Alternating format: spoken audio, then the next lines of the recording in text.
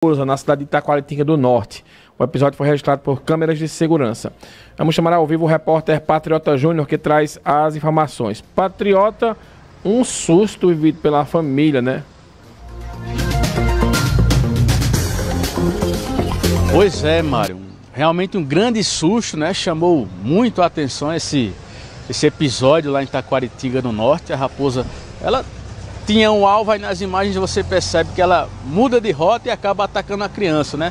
Depois solta, aí volta a atacar novamente, é quando o adulto chega e acaba tirando ali a criança, salvando a criança desse ataque, né? Que a maioria dos especialistas consideram como muito incomum, fora do normal, Mário.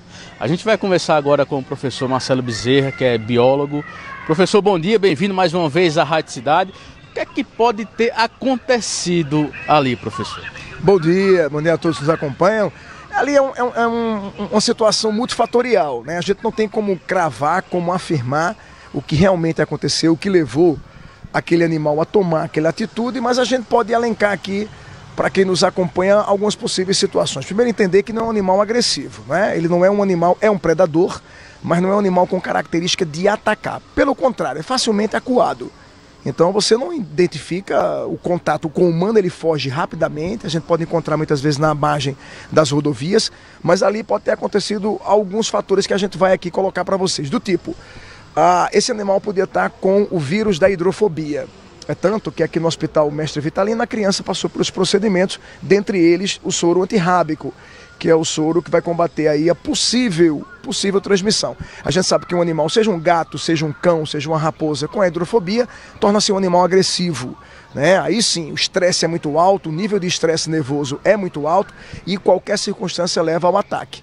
No caso da menina, pode ter sido a situação, pode ter sido algo que chamou a atenção do animal. Então você vê, como você bem colocou no começo, ela vinha num trajeto, de repente um barulho, um ruído muito forte, e aí ela partiu para o ataque na criança. Como também a gente sabe que a ação humana invadindo as áreas naturais, os ambientes naturais, onde é o hábitat que a gente chama, o nicho ecológico, que é a prática reprodutiva e de busca de alimento desse tipo de animal selvagem, ele pode ter sido comprometido também. E aí, essa fêmea, ser uma fêmea, também não sei se é uma fêmea, a gente está aqui no campo da conjectura, uma fêmea que pariu recentemente, está com sua cria pequena, foi buscar alimento e aí, no meio dessa situação de alto nível de estresse animal, atacou a criança. Professor, o que é que nós devemos fazer ao nos depararmos com um animal silvestre? O que é que faz de imediato e até mesmo em caso de acidente? Precisa entender o seguinte, que essa é uma situação que está acontecendo por conta da ocupação desordenada das áreas de campo. Essa raposa, ela é conhecida popularmente como raposa do campo. Ela é altamente adaptada ao nosso clima, que é um clima quente, semiárido.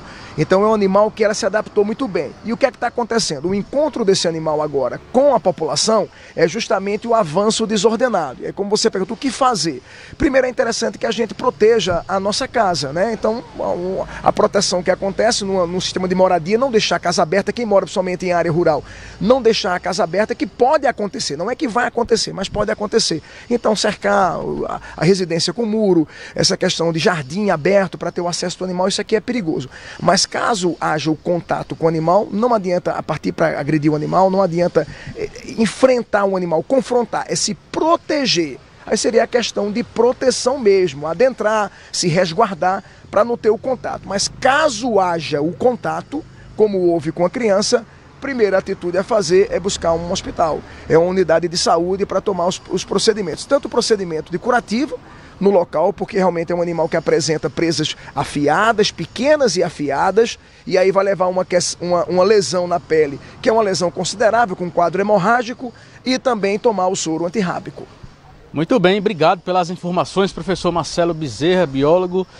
Tá aí, Mário Flávio, algo que chamou a atenção realmente, né, incomum, fora do normal, tem a ver, Patriota, com essa expansão desordenada, né? Patriota. Oi, Mário. Só uma dúvida, pergunta ao Marcelo aí, porque a reação do pai da menina, não sei se era o pai, né? A informação primeira é que era o pai. Mas foi muito forte, inclusive com chutes, né?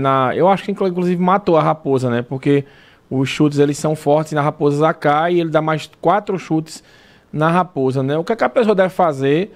Porque o animal eu sei que o pai saiu em defesa, mas o animal ali ele não tem culpa, né? Porque afinal de contas ele apenas está buscando, talvez o que o professor disse aí, comida, né? Para os filhotes, enfim. O que fazer no caso desse pai e mãe para não matar o bichinho, né?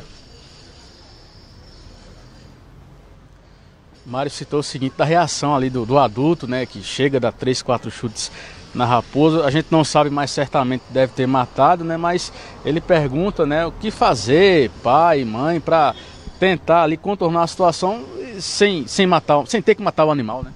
Mário, assim, a gente fica analisando, né, você como pai também, que sou, numa situação daquela desespero. Eu sei que era o tio, na matéria eu vi que era o tio. Independente disso, na situação de desespero é a agressão mesmo.